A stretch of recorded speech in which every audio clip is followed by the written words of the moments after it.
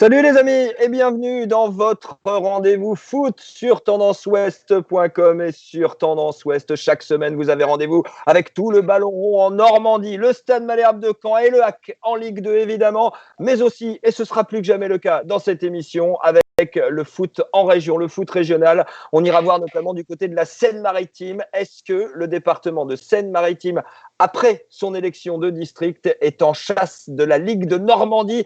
Vos questions et bien des réponses avec nos spécialistes aujourd'hui, des spécialistes qui ont suivi aussi les matchs du Havre et de soit régalé loin s'en faut dans la dernière journée de nos deux équipes professionnelles. On va débriefer tout ça avec notre coach qui est de retour. Bonjour Johan Gallon. Bonjour à tous. Bonjour à vous Marc Obo du Courrier Cauchois. Bonjour tout le monde. Et bonjour à vous Christophe Lécuyer d'RMC Sport. Salut Sylvain, bonjour à tous. Bon, messieurs, on va rentrer dans le vif du sujet. La semaine passée, on a commencé par le HAC. Cette semaine, on commence par le Stade Malherbe. Et je me tourne vers vous, Christophe Lécuyer. On l'a commenté, chacun pour nos médias, ce camp Chambly. Tristesse, on ne va pas se mentir, en termes de jeu. Tristesse en termes de score. Votre analyse, est-ce qu'elle est tout bonne dans la même que Pascal Dupré? Est-ce que Caen aurait dû perdre ce match, selon vous? Aurait dû, je ne sais pas, aurait pu, certainement, effectivement. Ça faisait honnêtement bien longtemps qu'on n'avait pas assisté, je crois, à un match aussi insipide à Dornano. Il a fallu quasiment un but contre son camp d'un Camblisien pour qu'on ait un frémissement ou qu'on puisse penser assister à un but, parce que c'était assez tristouné. Maintenant, je crois que ça nous a rappelé aussi que la Ligue 2, c'était parfois ça. Et que autant il fallait pas tomber dans un triomphalisme débordant après les 3 premières journées, autant je pense qu'il faut pas non plus tout remettre en cause après un match comme celui-là. Pascal Duprat l'a analysé, effectivement, son équipe n'a pas fait un grand match. Vous ne pouvez pas dire autre chose que ça. Ce qu'il va falloir, c'est effectivement que Pascal Duprat trouve les solutions quand ce genre de scénario se reproduira, parce qu'il y en aura d'autres cette saison. C'est une certitude, et force est de constater que face à un bloc regroupé comme celui du FC Chambly samedi, le Stade Malherbe n'a pas réussi à trouver les solutions. Coach Gallon, on a eu un Malherbe sans solution, comme vient de le préciser Christophe Lécuyer. On a eu un Malherbe friable aussi défensivement, et ça c'est peut-être une nouveauté aussi, qui aurait pu encaisser des buts par cette équipe camblisienne. Votre analyse de cette rencontre, c'est laquelle? Moi j'ai un œil différent peut-être du vôtre, et je me mets à la place du groupe, du coach. Je pense qu'il y avait un manque de fraîcheur mentale et physique sur cette rencontre. Faut savoir qu'avec le Covid, on a quand même eu une préparation tronquée, encore plus au haut niveau, où ils ont fait 4 semaines, une semaine de repos, 4 semaines. Ils ont beaucoup travaillé, et je pense qu'il faut prendre en compte aussi tout ça. Et je pense qu'on va tous le rencontrer à un moment donné. Et quand vous avez moins de fraîcheur physique, vous avez moins de fraîcheur mentale, vous êtes moins bon dans vos choix de jeu, vous voyez moins le jeu. Et j'avais l'impression de voir cette équipe de Caen dans cet état d'esprit samedi, parce que ça ne correspondait pas du tout aux autres matchs que j'avais pu voir précédemment, et où je trouvais justement une très bonne dynamique, avec un jeu différent de l'année dernière. Voilà, donc ça peut être ça. Est-ce que Pascal Dupraz n'a pas voulu en parler, mais moi j'ai l'impression que c'est ça. Voilà. Après, je me trompe peut-être, mais j'ai trouvé une équipe en manque d'imagination. Et puis, vous avez pu le dire, assez friable sur les phases de transition, parce que quand vous jouez contre un bloc bas comme Chambly, il faut faire le jeu. Quand on n'avait pas les moyens de faire le jeu sur ce match, et à quoi vous pouvez vous exposer, c'est la transition et à la récup, cette équipe de Chambly qui se projette très vite vers l'avant et qui peut vous inquiéter. Et je pense que Chambly n'était pas loin de réaliser un grand coup à Dornano samedi. Mais il y a aussi autre chose que je vois, c'est que Caen, peut-être que l'année dernière, ce genre de match, ils l'auraient perdu.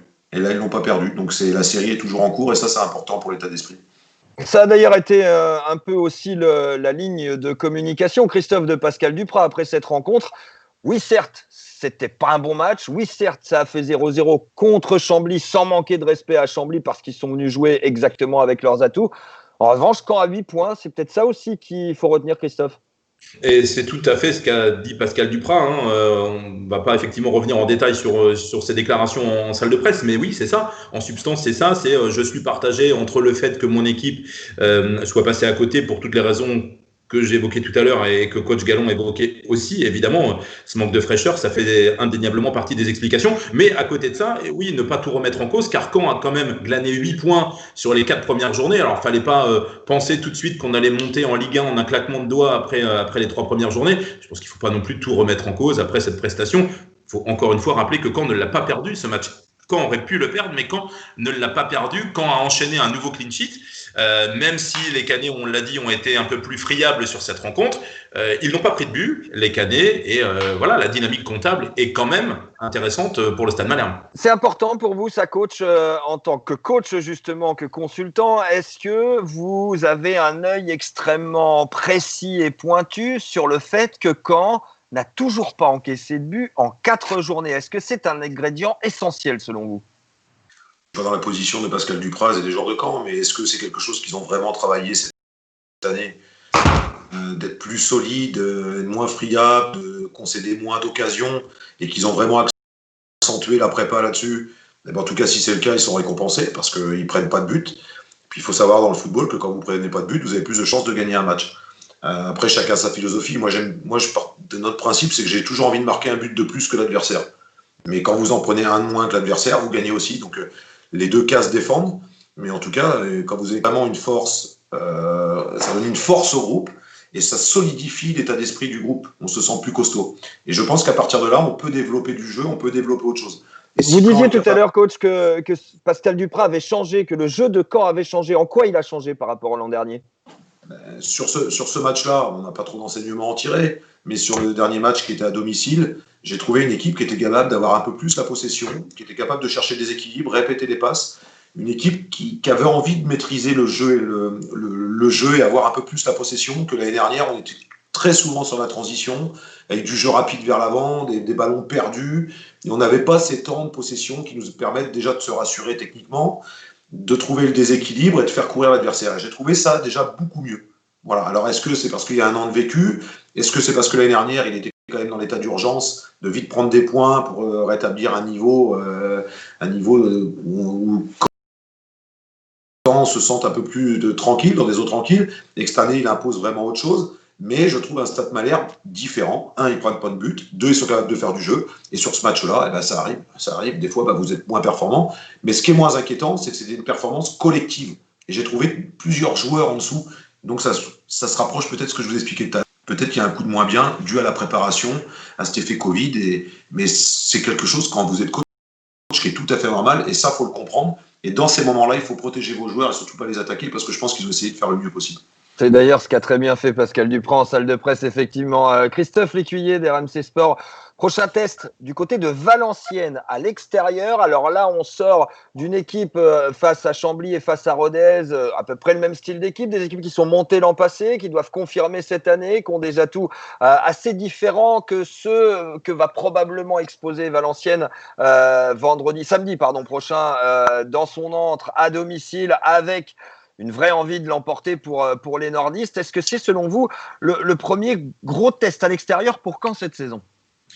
C'est un vrai test en tous les cas, c'est sûr. Moi, je pense aussi que ça va sûrement mieux convenir à cette équipe du Stade Malherbe que ce qu'a pu proposer le FC Chambly le week-end dernier. Et puis, voilà, Valenciennes, ça a aussi une connotation de Ligue 1. C'est un ex-club de Ligue 1. C'est un club qui va vouloir jouer à son domicile, vous l'avez dit fort justement. Un impératif de résultat. Je crois qu'ils sont 8e, les Valenciennois. Donc, au niveau des temps de passage, ça va, mais il faut pas perdre de temps non plus. Et puis, oui, on attend un petit peu les Canets parce qu'effectivement, il y a eu un petit peu cette incompréhension de Pascal Dupraz lui-même sur la prestation livrée face à Chambly. Donc, on a envie de voir si effectivement c'était peut-être juste un coup de moins bien, s'il y avait un manque de fraîcheur, ce qui est encore une fois très probable. On va voir effectivement si ça se répète ou si tout de suite les Canets reviennent dans le ton face encore une fois à une équipe qui fera partie des équipes sur lesquelles il faudra compter cette saison, je pense. Coach Gallon, justement, qu'est-ce qu'il va falloir faire cette semaine pour réagir? Il faut vite passer à autre chose. Voilà, il ne faut pas s'arrêter. Il y a des moments où vous arrêtez sur ce que vous faites de mal et vous mettez vraiment le doigt dessus et vous travaillez. Et puis il y a des moments où il faut vite passer à autre chose et repartir sur ce que vous faisiez de bien. Voilà, donc ça dépend des moments de la saison. Mais en l'occurrence, la chose est sûre, c'est qu'il faut de la fraîcheur. Parce que pour connaître un peu le coach de Valenciennes, parce que j'ai joué avec lui et puis je connais un peu le personnage, il va falloir répondre fort dans l'intensité. Parce que Valenciennes va mettre beaucoup d'intensité. C'est un coach qui aime l'intensité, qui aime le duel. Et je pense que ça risque peut-être d'être un match très âpre. Moi, je vois un match avec beaucoup de duels et l'équipe utilisera mieux le ballon, qui arrivera à gérer ses temps de possession, arriver à trouver Je vois pas un match fou. Je vois juste il va falloir que Caen passe un cap. Et c'est pour ça que ça me rassure par rapport, pas à la dernière prestation, mais avant, d'être capable d'avoir un peu plus sa possession. Parce que ça risque d'être un match un peu foufou et avec beaucoup de duels, je pense. Alors, il y a un joueur qu'on attend aussi au virage et il a été un peu le centre de l'actualité dans ce match face à Chambly et plus largement sur le début de saison, c'est Jesse Deminguet. Alors, vous parliez tout à l'heure de possession, coach Gallon, vous aussi, Christophe Lécuyer. Est-ce qu'il ne possède pas un peu trop la balle, Jesse Deminguet, quand il l'a, on a la sensation, soit il n'a pas la confiance, soit il la garde de trop. C'est quoi votre analyse, coach, là-dessus? Je pense qu'il y a plusieurs facteurs et ça, faut être dans la tête de Jesse Deminguet. Jesse Deminguet, il a quand même fait l'année dernière, je pense, ça a été celui qui a fait la meilleure saison au Stade Malherbe. Je pense qu'il est sollicité. Je pense qu'il se pose beaucoup de questions. Et j'ai pas l'impression de voir le Jesse qui était le joueur important l'année dernière où beaucoup de ballons passaient par lui. J'ai l'impression que je vois un joueur qui est un peu intrigué, qui a envie de bien faire parce que c'est un très bon garçon. Mais je sens pas un joueur libre dans sa tête. Et forcément, qu'on le retrouve moins libre dans son jeu, avec plus de déchets qu'à son habitude. C'est comme tout à l'heure, quand je vous donne des explications, c'est un ressenti. Mais c'est vrai que. Ou alors est-ce qu'il se met une forte responsabilité? On lui a donné une forte responsabilité de faire le jeu et qui, dans ce début de saison, c'est un peu plus dur pour lui. Mais il y a quelque chose qui dépasse uniquement le terrain, je pense. Alors ça, c'est pour l'analyse de Jesse Deminguet. On a à l'inverse Anthony Gonzalez qu'on n'avait pas vu performant comme lors des 2 derniers matchs depuis bien côté du Stade Malherbe. Est-ce que ne plus avoir le brassard de capitaine pour Anthony Gonzalez n'est pas un poids en moins, selon vous, Christophe, peut-être? Ouais, bah, je rejoins le coach. Vous savez, c'est une question de pression là-dedans. Et Jesse, c'est aussi ça. L'année dernière, effectivement, il n'avait pas cette pression sur les épaules qu'il peut avoir cette année. Et ça vaut aussi pour Anthony Gonçalves. Le fait de ne plus l'avoir le libère peut-être inconsciemment. Je ne sais pas. Ce sont des explications. Encore une fois, on n'est pas non plus dans la tête des joueurs, mais je pense que la confiance joue. Oui, mais de là à transformer de la sorte leur prestation d'un sens et de l'autre, pour du coup, il y a forcément un facteur. Ouais, et je pense que le facteur confiance joue pour beaucoup. On va pas s'enflammer sur Anthony Gonçalves, mais on va pas non plus s'alarmer pour Jesse Deminguet. Je pense que ça va repartir. Il faut que il retrouve un peu cette réussite aussi qu'il avait sur les coups de pied arrêtés. Faut peut-être un petit but qui soit l'élément déclencheur. Faut que ses partenaires arrivent à le trouver au bon moment. Et puis il faut que effectivement l'équipe a moins joué aussi samedi dernier contre Chambly. On sait que Jesse a aussi besoin d'une équipe qui joue autour de lui pour arriver à se mettre en valeur. Donc encore une fois, on n'est qu'au début de la saison. On va pas s'enflammer sur ceux qui vont très bien, même si on peut s'en satisfaire, et on va pas non plus déjà mettre au pilori ceux qui vont un petit peu moins bien. Je crois qu'il faut un petit peu du temps pour que chacun arrive à trouver son rythme.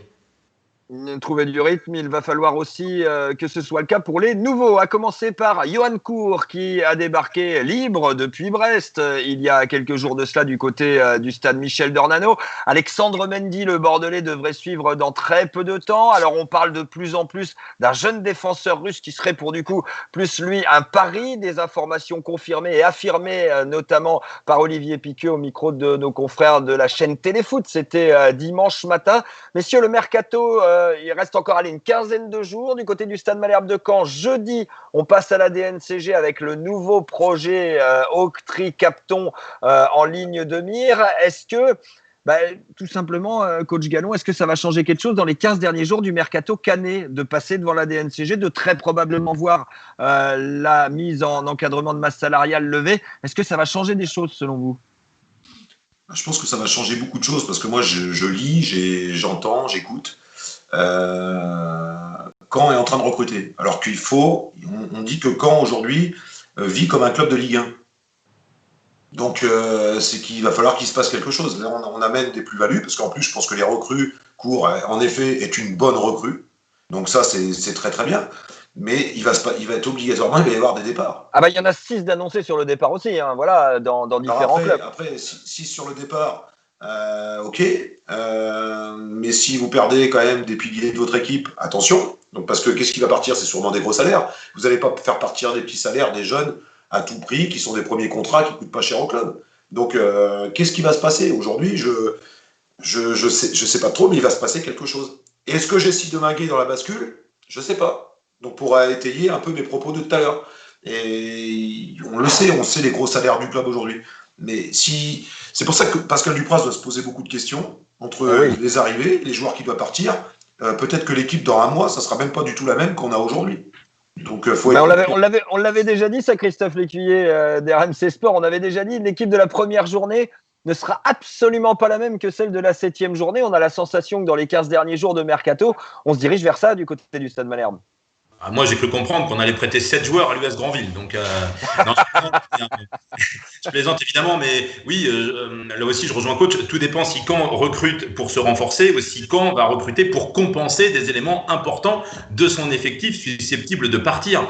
Évidemment, si demain il s'agit de remplacer Prince Onyangé, Jessie Deminguet ou Yacine Bamou, pour citer les trois là, c'est pas la même chose que si vous devez dégraisser votre effectif en libérant 3 ou 4 joueurs qui sont en manque de temps de jeu. Mais cela, il va falloir leur trouver une porte de sortie et on sait que c'est pas forcément chose aisée. On l'a vu quand même depuis 2 ans, quand bien même on peut espérer que l'arrivée d'Olivier Piqueux facilite un petit peu ça. Mais effectivement, l'interrogation aujourd'hui, c'est celle-là. Je rejoins coach, Caen va recruter, mais on sait aussi que Caen a besoin de dégraisser. Or, c'est pas forcément les joueurs qu'on a envie de libérer qu'on va réussir à libérer dans ce money time. Donc effectivement, si demain les recrues compensent des joueurs importants de votre effectif aujourd'hui, Jessie Deminguet, Prince Onyangé et Yacine Bamou, c'est 3 joueurs qui sont titulaires le week-end dernier. Donc effectivement, ceux-là, ils sont pas partis. On a bien compris que la volonté des dirigeants et du coach, c'était de les garder. Il a été assez clair, en tout cas sur Yacine Bamou et sur Jessie Deminguet. Mais est-ce que ça va se passer comme ça dans les faits dans les jours prochains? La question, elle est là. Est-ce que c'est un premier test, un premier point de passage important pour Olivier Piqueux et la nouvelle direction, Christophe? Bah oui, inévitablement. Oui, parce que c'est vrai qu'on a pas mal pensé Johan Nödlin. Enfin voilà, il a pas forcément été épargné par les critiques. Alors sans tout lui remettre évidemment sur le dos, mais quand vous êtes directeur sportif, bah, évidemment vous êtes jugé avant tout quand même sur votre capacité à recruter. Hein. Voilà. Et à construire un effectif et à trouver des portes de sortie pour ceux que vous souhaitez libérer. Alors effectivement, tout ne lui incombe pas, mais c'est vrai que l'été dernier a été assez compliqué pour plein de raisons. Cette fois, Johan Nödlin est toujours là. Il va travailler en plus avec Olivier Piqueux, qu'il connaît très bien, puisque les 2 hommes ont collaboré ensemble au SCO d'Angers. Évidemment, on va voir si effectivement ceux à qui on n'a pas réussi à trouver de porte de sortie jusqu'à présent, eh bien si demain on réussit à leur trouver un projet pour alléger justement donc cet effectif et en même temps cette masse salariale, ce qui facilitera d'autant plus évidemment la capacité du club à recruter. C'est déjà un premier test, oui, pour Olivier Piqueux, c'est sûr. On verra ce que cela va donner ces 15 prochains jours de Mercato, les 15 derniers de ce anormalement long dans une anormale période Mercato estivale pour le Stade Malherbe de Caen. On va voir aussi ce que cela va donner. N'oubliez pas et notez sur vos tablettes supporters du Stade Malherbe. C'est samedi soir, 19h, Valenciennes, Stade Malherbe de Caen. On passe la Seine, on passe le pont de Normandie. On va rejoindre Marc Obo pour parler du hack, évidemment, avec Christophe Lécuyer, avec le coach aussi, parce que les Havrais, ils n'ont pas connu une bien meilleure soirée. Disons qu'ils ont, eux, encaissé le but. Oui, voilà, parce qu'il y a eu des fêtes, mais il y a eu un but d'écart. Il y a eu également un carton rouge, comme à Caen. C'était pas un grand match, c'était pas une grande soirée, et c'est loin d'être un grand résultat face à Niort, Marc. Oui, pourtant, ça avait bien débuté. Hein. La première mi-temps, moi j'ai bien aimé la première mi-temps. On a été même enchanté de voir 2 excentrés, Cornet et Alioui. Ils permutaient, hein, une fois c'était à gauche, une fois c'était à droite, mais honnêtement, c'est la première fois depuis très longtemps qu'on n'avait pas vu des joueurs au Havre autant provoquer. D'habitude, ils aiment bien faire circuler le ballon, mais il manquait des joueurs qui percutent, qui dribblent, qui tentent. Là, Cornet et Alioui, c'était plaisant, ils tentaient. Il y a eu une super occasion pour Jean-Pascal Fontaine, justement, qui venait de la droite, et il centre et tout. Et puis, de manière, mais on n'arrive pas à l'expliquer, la deuxième période, on les a pas reconnus, quoi. Ils ont été méconnaissables. Et on se demandait si c'était pas la même équipe qui était sur première mi-temps et en deuxième mi-temps, c'est pas possible. Et puis après, l'on peut reproduire, je vais revenir avec vous Marc dans quelques instants, mais là ça m'interpelle parce que coach Gallon il y a quelques instants pour le cas du Stade Malherbe nous expliquait qu'il n'avait pas reconnu certains joueurs sur le plan athlétique. Est-ce que c'est pas là qu'est l'explication de la chute du Havre en deuxième mi-temps face à Niort, coach? L'aspect physique, pareil, même système, même moment. Mais bien sûr, que ça soit de toute façon, que ça soit au niveau en professionnel ou en amateur.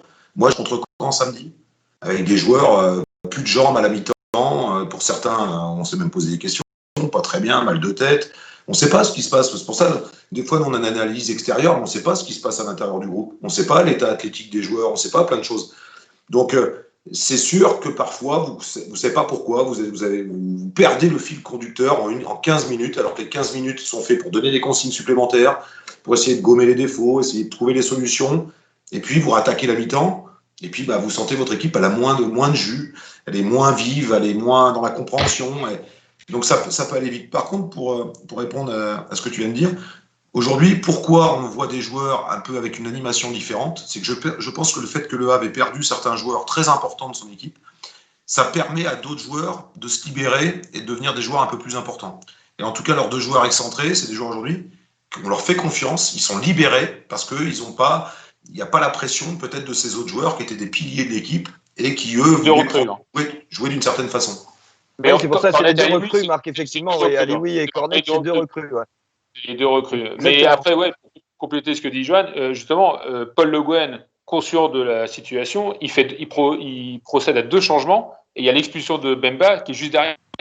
Donc justement, il voulait apporter du souffle nouveau et malheureusement, il y a cette 4e expulsion depuis le début de saison de Bemba à la 61e et après, voilà, donc ça a commencé la 2e mi-temps, mais après avec l'expulsion, il se regroupe et puis c'est ce qu'il dit, Paul Le Guen. Il dit, lui, il visait vraiment le 0-0. Il dit, ça aurait été un très bon 0-0 pour nous, quoi. Et puis, malheureusement, il y a ce but là de, j'ai oublié son nom.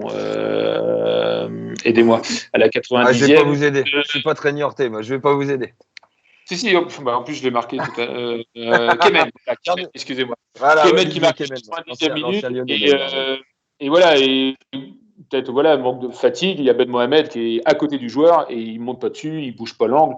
Et Kemen a tout le temps de frapper, d'ajuster sa frappe, et la frappe est magnifique. Je ne sais pas si vous l'avez vu, mais le but est magnifique, en plein sous la barre transversale. Elle est très très belle. Il n'empêche que pour Le Havre, Marc, on est confronté à un nouveau souci. Ça sort d'une belle performance à Guingamp, considéré comme étant un gros du championnat. Derrière Niort, quand bien même les Niortais, et c'est évidemment tout à leur honneur, ont fait un excellent début de championnat, ça n'en reste pas moins un club qui ne joue pas forcément la montée et n'a pas le prestige des derniers clubs qui sont allés voir la Ligue 1. La confirmation l'attendait à domicile. On a l'impression de revivre des scènes que l'on vit depuis des années, Marc. L'année dernière, on avait bien commencé, on était leader au début de saison. Oui, mais les confirmations de... Justement, ça change un peu. Là, on se dit, tiens, on fait un mauvais début de championnat, peut-être qu'ils vont réussir un bon début, une bonne fin de championnat. Non, mais je rigole, mais c'est vrai qu'on est d'accord avec vous, on se pose des questions. Après, Niort est leader. L'année dernière, Niort avait fait un bon début de championnat aussi, et après, ils avaient connu une période. Est-ce que la préparation d'un club de Niort est différente du Havre? Le Havre, peut-être coach. Est-ce que la préparation de Niort peut être différente de celle du HAC, coach? En gros, est-ce que la préparation est différente quand on joue le maintien, quand on joue la montée? Oui, ça peut être complètement différent. Il y a des équipes qui se préparent pour durer sur le long terme, et il y a des équipes qui se préparent pour très vite prendre des points parce qu'ils savent que le championnat va être très long. Donc on peut avoir... alors dans l'ensemble, c'est beaucoup dire ça, mais on essaie de se préparer un peu tous de la même façon. Mais on va peut-être intensifier un peu moins ou mettre moins de volume dans les 15 derniers jours pour avoir plus de peps dès le début du championnat. Alors qu'il y en a d'autres, on va continuer à travailler. Pour moi, aujourd'hui, moi j'ai quelques explications par rapport à moi.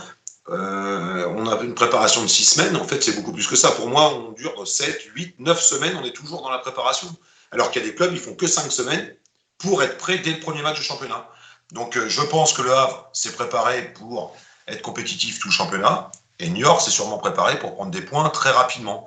Maintenant, c'est pareil un peu comme à Caen. J'ai lu une bonne interview de Paul Le Guen dans Foot Normand, où il donne quelques explications.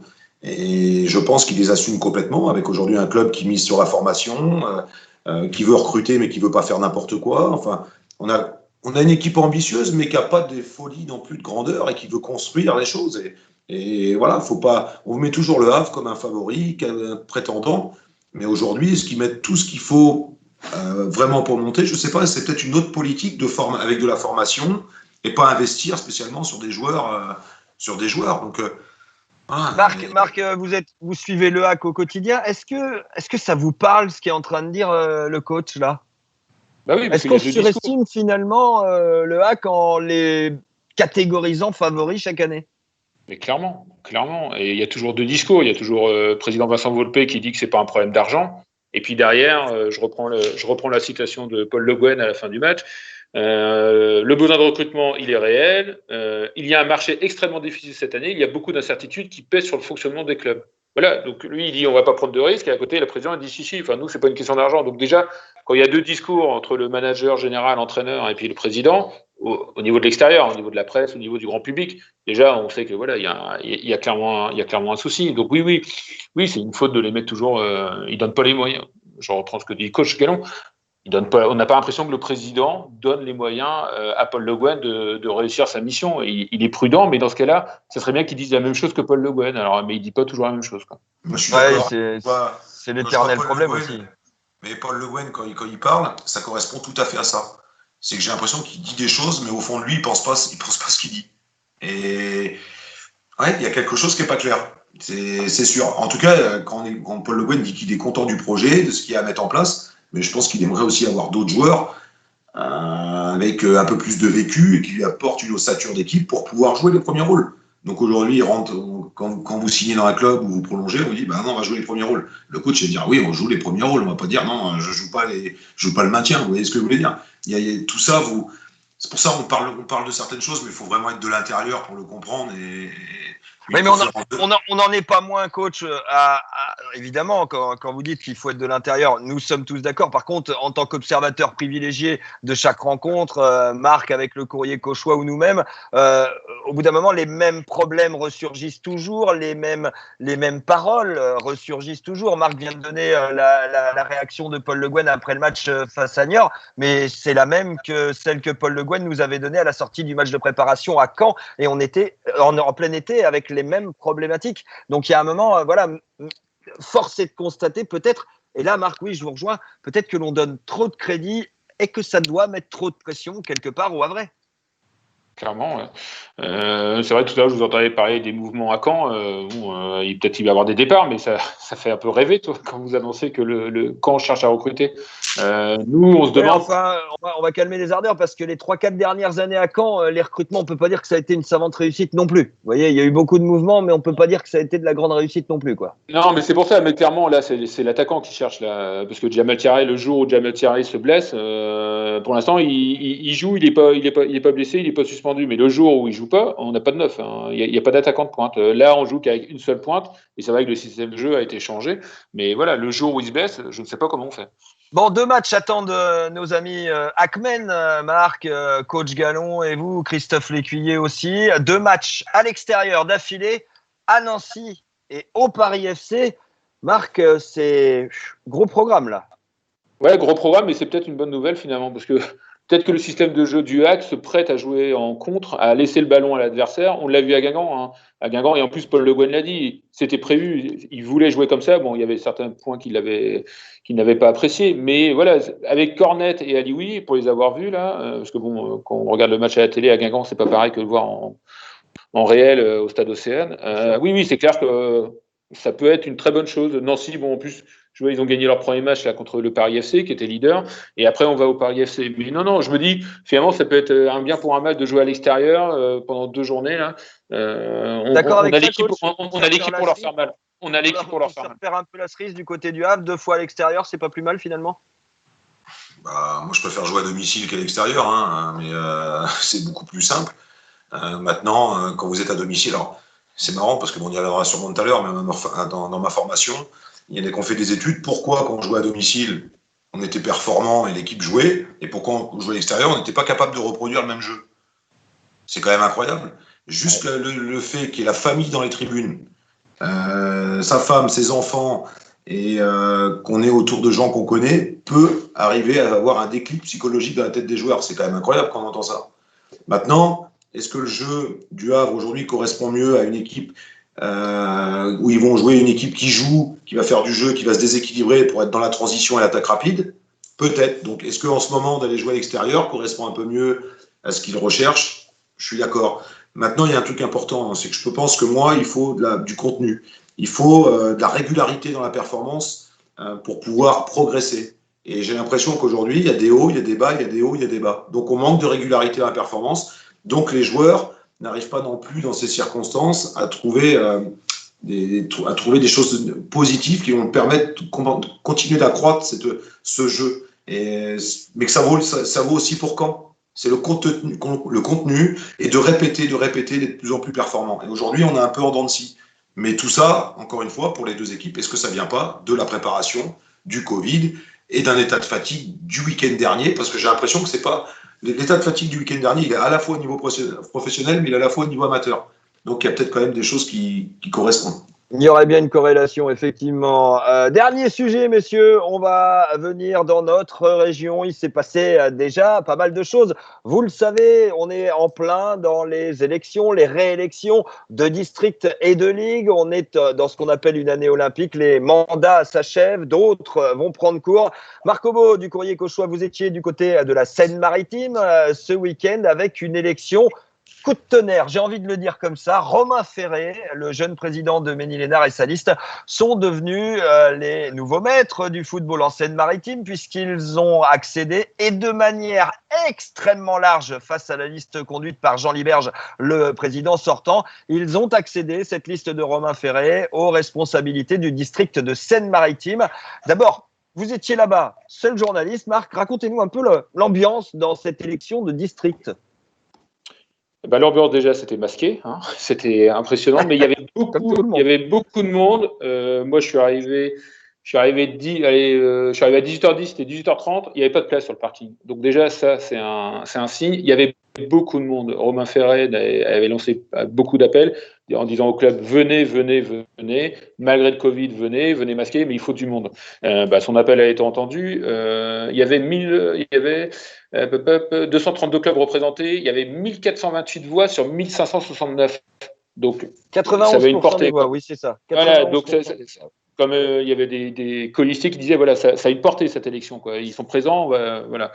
Et puis en fait, dès le début, on a compris qu'il se passait quelque chose parce qu'il y a le rapport moral de Claude Michel, qui est maintenant secrétaire général, qui fait son rapport moral et il a été approuvé pour 57 petites voix, 693 contre 636.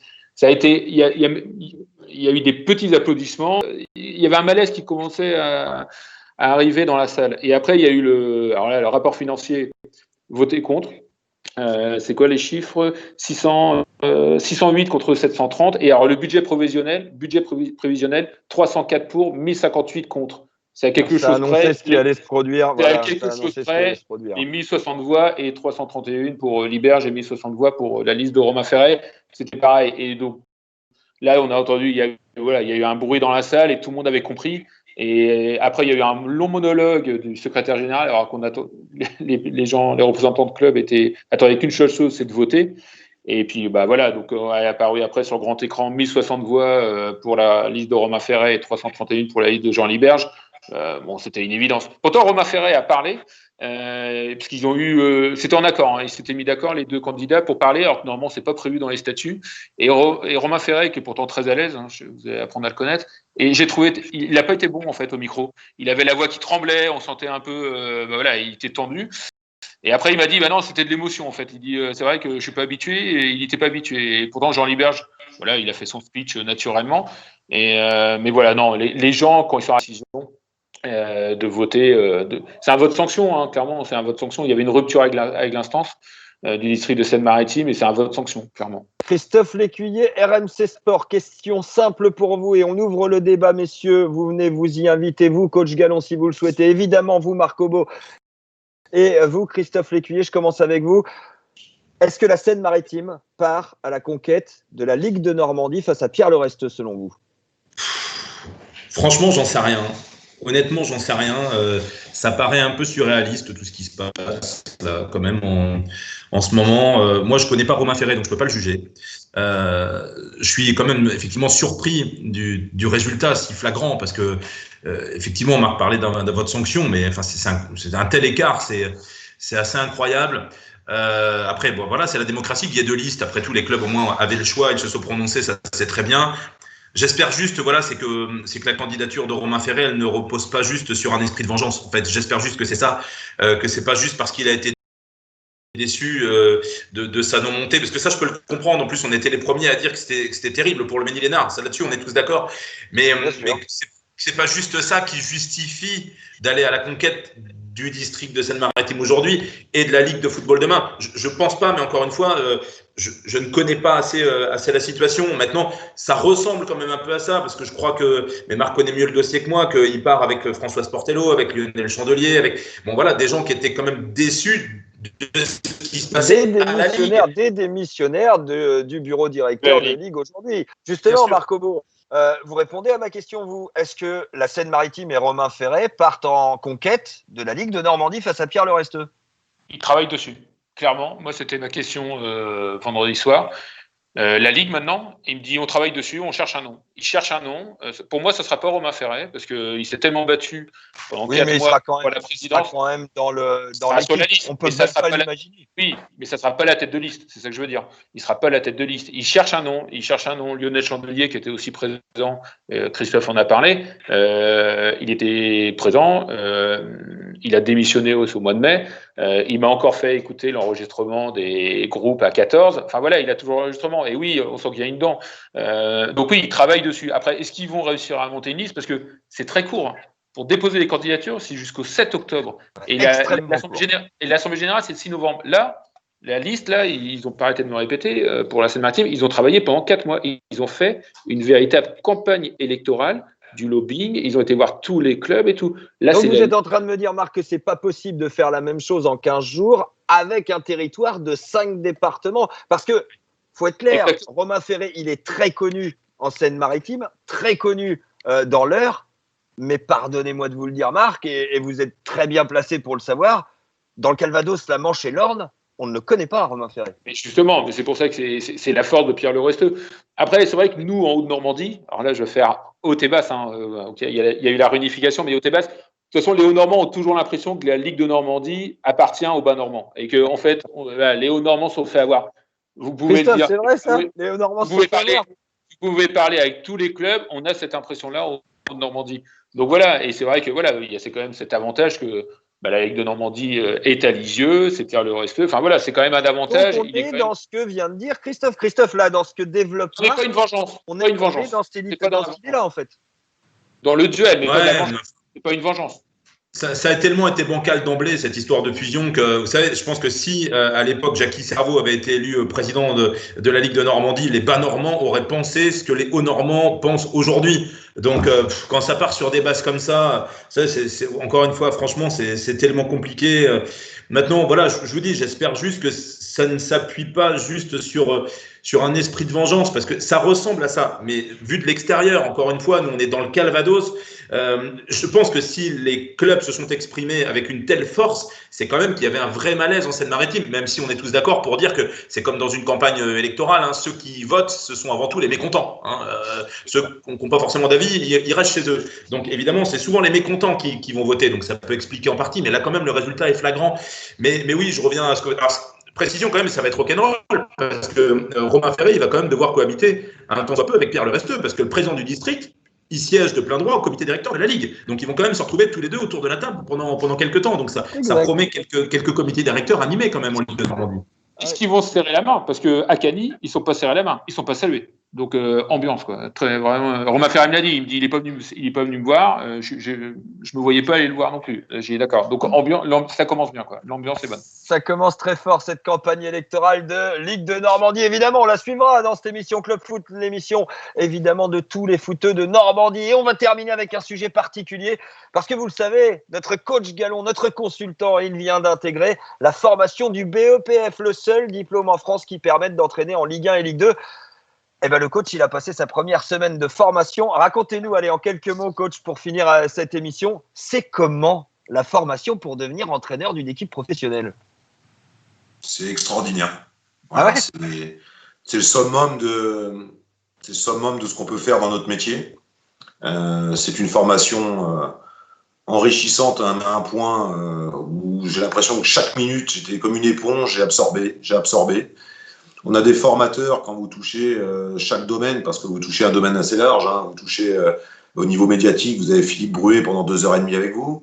Vous touchez tout ce qui est le leadership, vous avez Monsieur Bélanger qui est maître de conférence dans les plus grandes entreprises multinationales. Enfin, tous les domaines que vous touchez, parce que il y a la partie entraînement, mais il y a toute la partie médiatique, cohésion, langage, enfin tout est abordé et vous êtes avec les meilleurs. Donc vous pouvez que écouter, que progresser. Ça, c'est la première chose. Les parties terrain, quand vous avez Francis Gillot, Lionel Rouxel, on a eu aussi la présence d'Alain Casanova.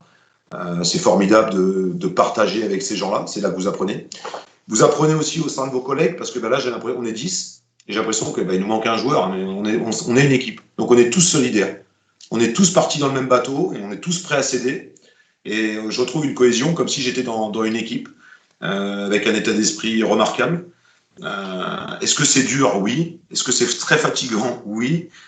Juste une petite anecdote, quand on passe en pédagogie, c'est-à-dire en action sur le terrain en tant qu'entraîneur, vous passez avec le micro, il y a des haut-parleurs autour du terrain, vous êtes filmé, et vous faites des retours sur les séances de vos collègues.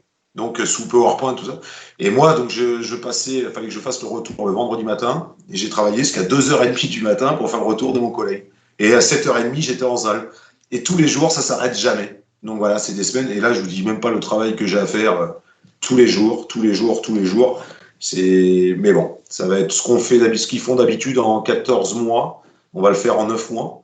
Dans 15 jours, je suis à Sochaux. Dans un mois, je suis à Standard de Liège. Entre deux, je suis à Clairefontaine. Donc voilà, pour moi, c'est magique. C'est déjà une reconnaissance du milieu. Et ça, c'est important. Et puis, c'est une fierté personnelle et une fierté pour ma famille. Voilà, il y a tellement de gens qui ont cru en moi que... Voilà, mais c'est juste là. J'ai beaucoup d'humilité par rapport à ce qui m'arrive. Mais ça me donne encore plus dans notre métier, on dit la dalle. Et puis, j'espère que les portes s'ouvriront un jour, ou peut-être pas, mais en tout cas, j'y suis. Et quand on a un parcours de vie comme le mien, parce que personne n'est au courant de trop, c'est quelque chose de fabuleux. J'ai été chercher quelque chose que peu de personnes pensaient que j'étais capable d'aller chercher. Alors, voilà, en tout cas, maintenant, il y aura juste à la faire, cette formation. 955 heures, c'est ça? Ça fait quand même pas mal de semaines d'ici la fin de saison. Vous viendrez nous les raconter, évidemment, parce que dans les semaines où vous ne serez pas au Standard de Liège ou à Sochaux, vous serez avec nous dans cette émission Club Foot. On vous remercie, en tout cas, vous, coach Gallon, évidemment, et puis vous, Marc Obo, on se dit à très vite, évidemment, dans cette émission. Christophe Lécuyer d'RMC Sport, merci beaucoup aussi à vous d'être venu débattre du Stade Malherbe, du foot en région et du HAC. On se dit très belle semaine et à la semaine prochaine pour de nouvelles aventures en ballon rond en Normandie. Salut!